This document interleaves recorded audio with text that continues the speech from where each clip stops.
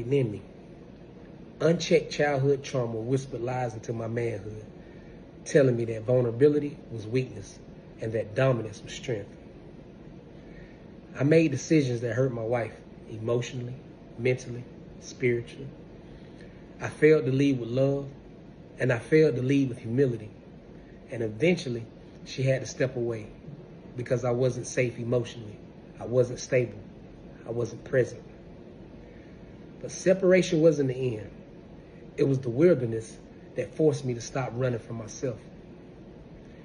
In the quiet of that season, I had no one else to blame. The silence became a mirror, and what I saw was hard to accept. I began to reflect and seek help. I started prioritizing my mental health, sitting with the pain that I used to numb. I stopped asking, why did this happen to me? And started asking, what needs to change in me? I realized that marriage isn't a contract, it's a covenant.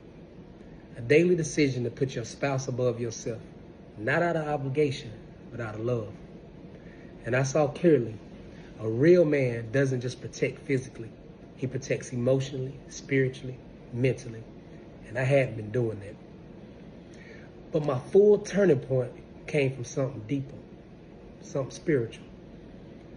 I thought back to the Garden of Eden after Adam and Eve disobeyed.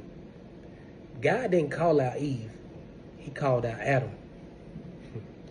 And that moment hit me differently because even though Eve had eaten the fruit, God held Adam accountable.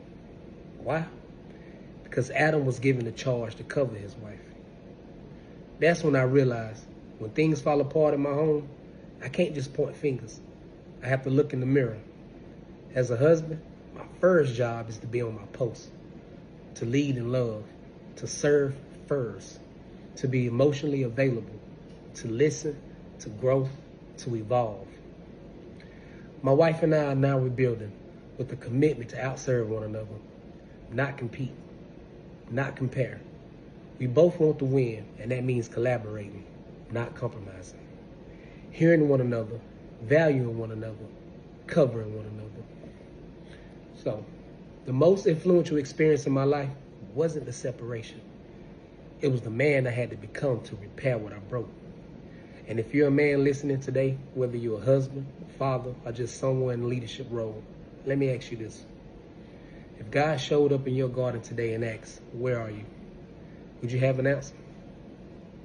Because the moment I started answering that question honestly was the moment I started becoming the man I was always meant to be.